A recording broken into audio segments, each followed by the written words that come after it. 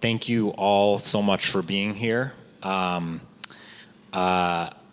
really excited to be here with Ivar Murd, the director of this beautiful movie. So let's get this rolling. I love this movie so much. I think it's such a world unto itself. A beautiful world unto itself, and I think that's the best we can ever ask from a movie, especially if it's like such a unique world. And I think at the beginning of the movie, especially given the style of it, you're like, where am I? What is this? And so quickly you pull us into this incredibly heartfelt, many-layered journey. So I just wanted to say congratulations. And I guess the first, even though people always ask this in Q&As, I think for this movie it's particularly applicable. I wanted to know just how you came to make this movie and be involved with Uku and Marju and the rest of the folks in it. Well,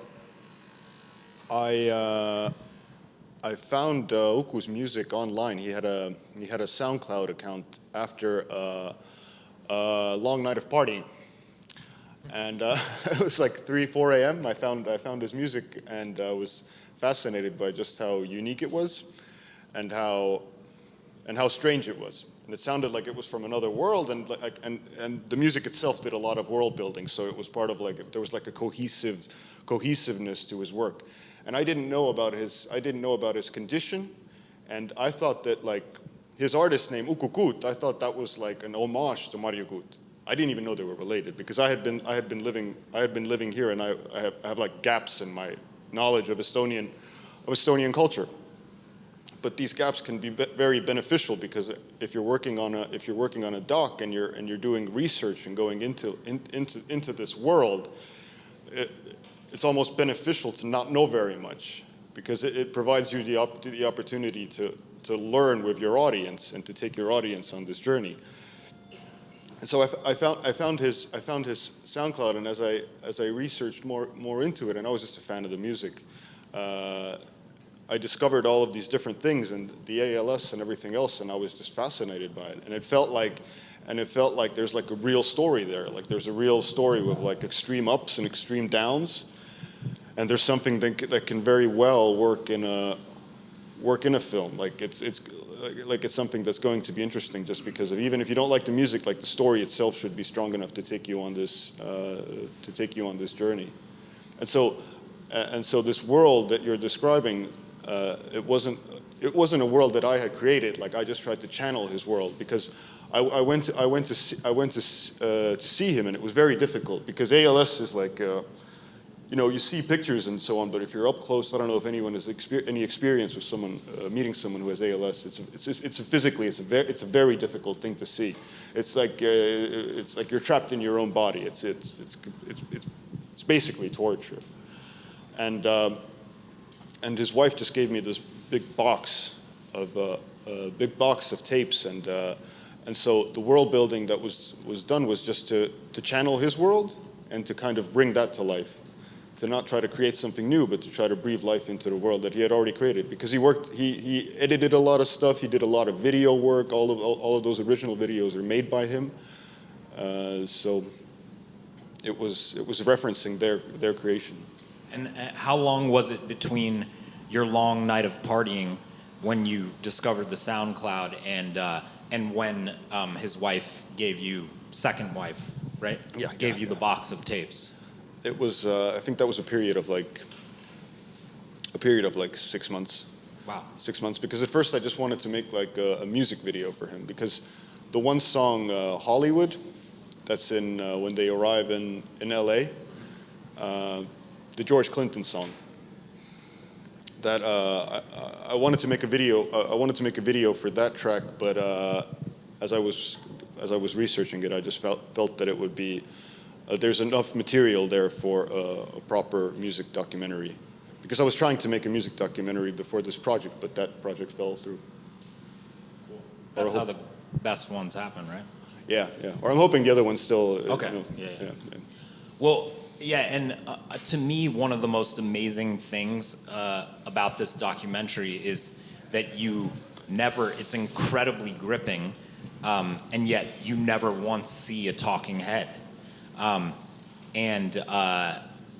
when I first was watching it, I was like, oh, this, I mean, I think on the one hand, the movie feels like such a modern documentary because we're in this like COVID Zoom age and everything. But on the other hand, I think it could have been made anytime and it would have been amazing. So I wonder how much of the style was influenced by your restrictions or how much of it was intentional. This was not a restriction. This was intentional. So, because we started working on it like 5 years ago. Yeah. And immediately, I didn't want to make a film with talking heads because in most, well, that's not true to say, but in documentaries sometimes you feel like the interviews are there and they give you the information, but the people being interviewed, they're not used to being interviewed every day, and sometimes the interviews can feel like sort of like filler, like we don't have material here to cover this. And it's a real loss because if you approach a documentary in a more creative way, and if you seek to kind of fill in those blanks, like, don't get me wrong, you can do interviews in a terrific way. You know, you can work for hours with your character, but if you have a room full of lights and if you have a lot of crew in the room, they're going to find it more difficult to talk to you. And especially since during the filming he also passed away, people had a really hard time talking. So we had this concept of just having the voices before, and we wanted to use like the aesthetic of 90s hip hop skits, like answering machine skits. Yeah. And I was really influenced by these like self-made YouTube explainer videos, because I spend my nights like on SoundCloud and YouTube, and the amount of it's sort of like the curb of modern filmmaking. Like, people just throw everything up there, but sometimes you find things that are like really creative. And I think these explainer videos to me are really fascinating, and it's like a new way to watch a film. So there's a little woo in here. Yeah. I felt it, man. Good. I felt it. Yeah. Wu-Tang. Yeah. I thought it was so powerful how the only like, you know, regular beautiful cinematic shots were of him at the end when he was sick. How did that come about? That was actually the last time he went outside. Wow. Yeah, that was the last time he went outside, and that was because he sort of like he asked me. I saw him twice that summer, and he asked me to bring his mom to meet him. And like you could tell that like he was basically asking me to drive her out for the last time. And some people who were like close to the film, they were like, you got to film this, and I was just like, I'm not going to film this, because it almost felt like a breach of trust. Like, we already knew what we were going to do. We had this concept, and it's like, it's not necessary. Like, we shouldn't try to milk these opportunities, because it's a private moment. And then the next trip, we went outside and we just did that one shot. We didn't want to do any no coverage, basically, just do what we wanted to do and to make like a beautiful, and to give him like a really beautiful frame in a way to say goodbye in. Yeah. And I loved how there was you didn't hear the dialogue between her and him there. That was intentional, obviously. Yeah. To give him a little space. Yeah. Okay, so at the end, you say a playful documentary. Sorry, I tried to memorize this one. A playful, recreated documentary in 3 acts. So I wonder if you could talk a little bit.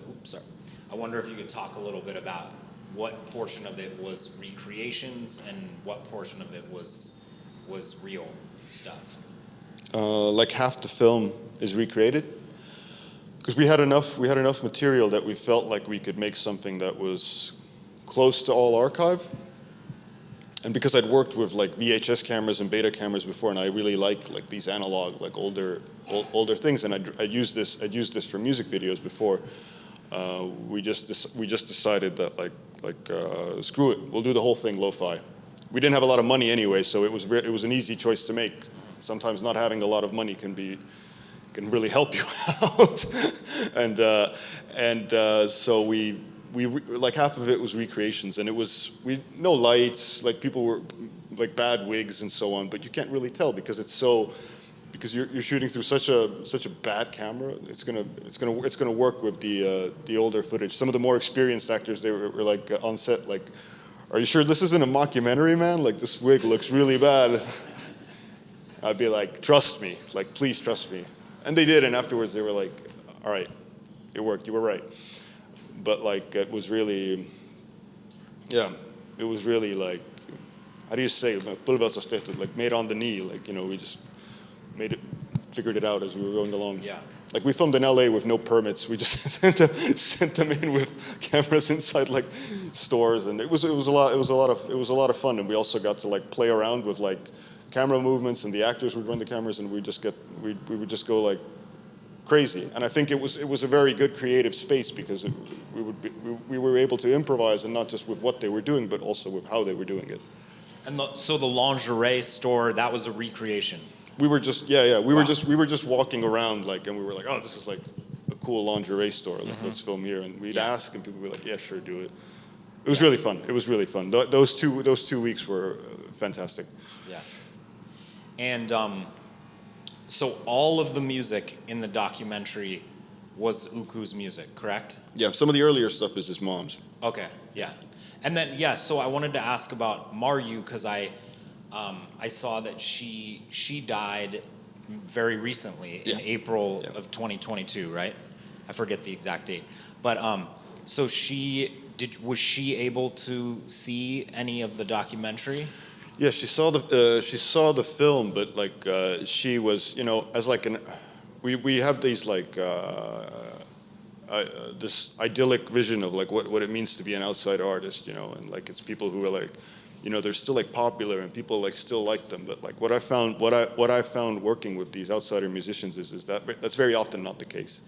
She was completely isolated in Sweden, and especially towards the end of her life, like I felt like she had like a real like fear of people and fear of what people like wanted from her, because she had chosen to leave Estonia, right, and to go back to Sweden. So it's like fear in what way? You mean like from a like of her reputation, fame perspective? Yeah. And also the fact that she has been away. Estonia is really small. It allowed her to maintain this like superstardom that most Estonians don't have. When I took her to meet Uku for the last time, like we got on this ferry to go to Saaremaa, this island, and she wanted to buy me ice cream to thank me. And so we were walking around the ship, and like in Estonia, you see famous people fairly often. Everyone needs to go to the grocery store, whatever.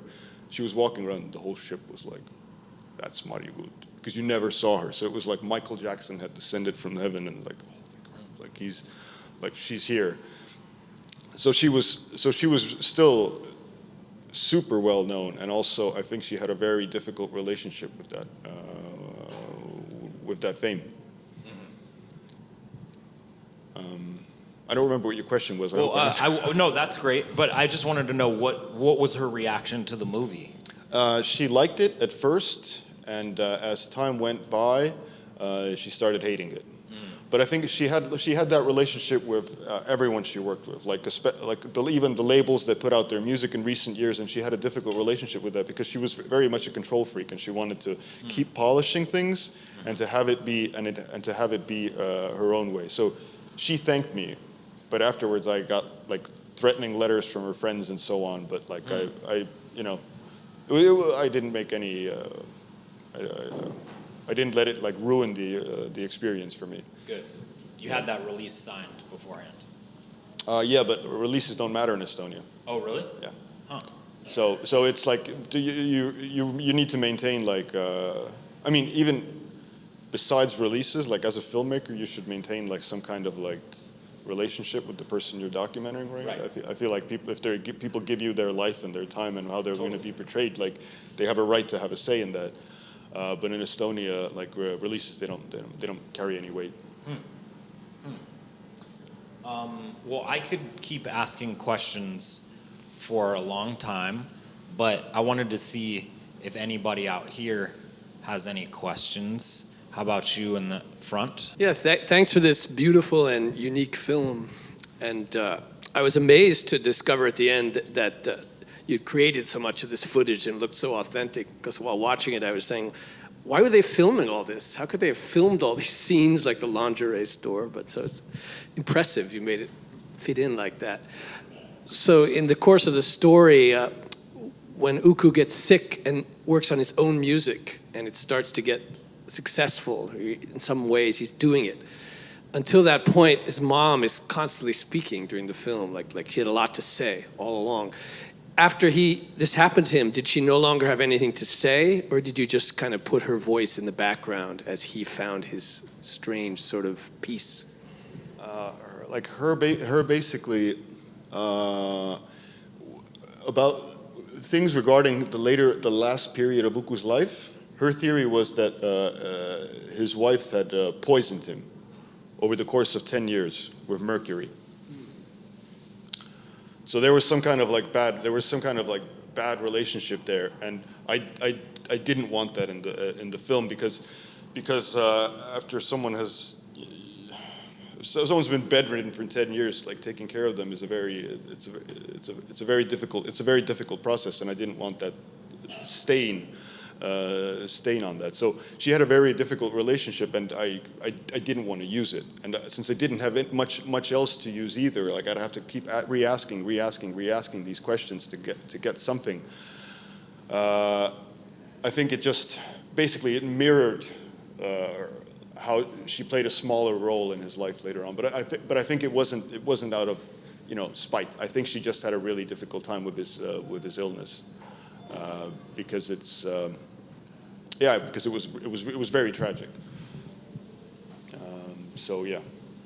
And how old was he when he died? I'm gonna say around 50. I can't remember his exact age.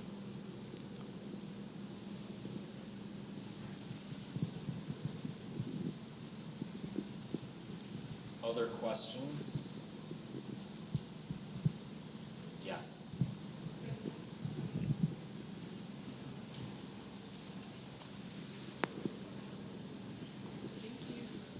I was just wondering how you made the decision. If he has like all of this music, how did you decide and narrow down what you were going to use in the film with your time? It was a gut feeling.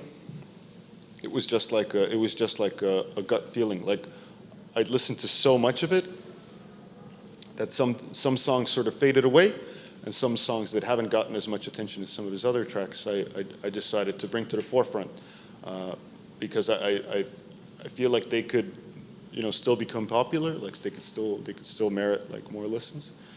So it was like an artistic choice, just something that felt right.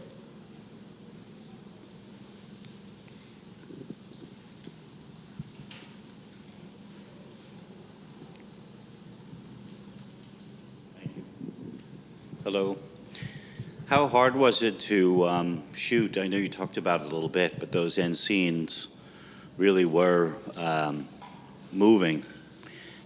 And I feel like that must have been really difficult to shoot, but also I felt like intentionally you had the camera on the scene for a long time, like not that you would have coverage anyway to cut away or whatever, although you could cut away to historic scenes or whatever, but I won't say that it was uncomfortable, but it was powerful to stay on those scenes at the end for as long as you did. Was that intentional, and was there an emotion you were going after?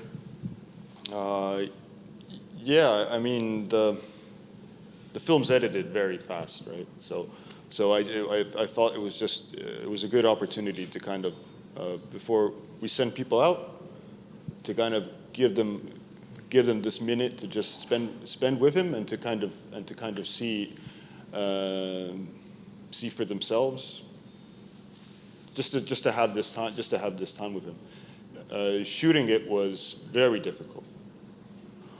But as it is with these things, I was nervous going there. I felt horrible afterwards. But once you're shooting, you're just shooting and trying to be as professional, as nice as possible, So it was, yeah, it was difficult. Did you say that she asked you to bring her out, and you did that? Was that filmed, or you didn't film that? I didn't film that. No, but he asked. He wanted to. And you brought her out, but just you didn't film that scene, or that visit? Oh yeah. Well, no. When we went. Sorry, I misunderstood you. When we went with Mario, it was just inside. Mm-hmm. It wasn't outside, because at that point they were already worried about, like, infections and everything else, because it was very taxing for him. Because he before that he could still use his arms, but by then, like, it was he wasn't able to. He was communicating through a webcam, and he got a special computer, so with his eyes he could type, so we could talk on Facebook. But besides that, like, he wasn't able to communicate with anything besides his eyes. Did you film the scenes where he was in the wheelchair creating music, or that was filmed by himself? So that was filmed by, in the beginning, the Swedish guy, Prince Emmanuel. That was he had gone out there 4 years before from Sweden, and he felt like there was a documentary there, and he went out with his girlfriend, and they stayed with them for 2 weeks, and he said that was the most difficult thing he had ever done. Wow. Because if you're just going there and you're filming, like, you still go away, and you have time to collect your thoughts and so on. But he said that was very difficult, and he didn't realize how difficult that disease is. And so he had all of this material shot, and he didn't use it. And so I met him through some other way, and I was like, what are the odds, right? Like, and he had all of this footage when he was still able to use his arms, because he was trying to make, like, just a short film, and he said he couldn't do it because there was just too much stuff there. So we were lucky in that way. I think, yes, definitely.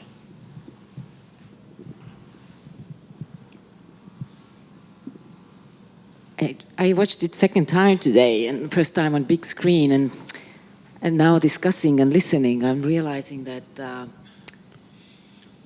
was very fast-paced and very fast-running, and only sort of the breathing in and out, when I'm realizing I'm breathing in and out, were the moments of near death or death. First is at the grandma's grave. Right, there's this longer. We linger on this graveyard and picking that grass from that grave, and then at the end, towards Oku's own end of life. And I guess I don't even have a question, but I do see it totally. Like, I'm still seeing it, as I told you earlier this morning, that the film is sort of like no surprise that you're a music video editor, that it's such a wonderfully musically edited, and not just because there's music there, but somehow I'm left with a sense of music and not so much thought. Somehow the rhythm of life, I guess, that comes through. So I just wanted to sort of share that. And then, I don't know, are you seeing it in the same way? We're intentionally creating those two pauses, not only in the end, but there's also in between? Yeah. Because well, their life was so fast-paced and hectic. There was always something going on, and like 5 different things at once. And the only things that did stop time for them were death. I got that very much when I was speaking with them as well. That these were like traumatic and defining experiences for them. And I think the film just tries to reflect that.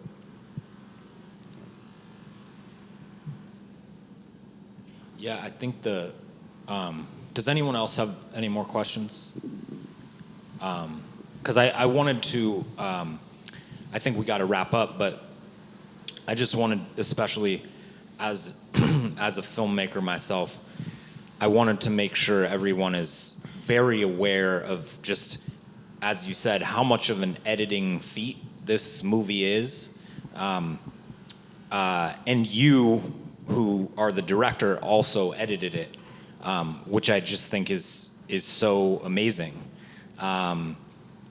because it's so rare that someone can be so in touch with both the kind of macro and micro of their material. So I guess I just wanted to say that, and also just ask you, like, how did you prevent yourself from just like going crazy during the editing process? Because I feel like I would have just. But I did go crazy. You did. Yeah. I mean, we made the film for 5 years. 3.5 of that was editing, and it wasn't like I didn't have like a big like editing room that was like climate controlled and wonderful. I was editing this on my laptop in the kitchen. In the end, like during the pandemic, just like. No mouse? No, just like. So, and like, you know, you'd render something and you'd go for like a 4-hour walk, and that would be like a. Oh yeah, because of all that VHS. Yeah, and so you could like clear your mind and like,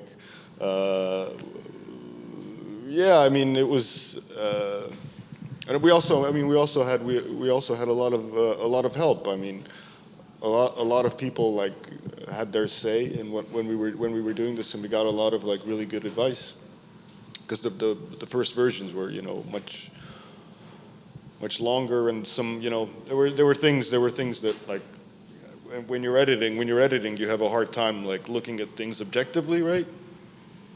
So you're so in love with the material sometimes that you'll keep some things in that shouldn't be there, and and trimming the fat was difficult. So it wasn't like it was a pleasant experience. It was not, but I think that working on it in that way really did allow for a sense of intimacy with the material, and a sense of like if you're an actor, right? Like you try to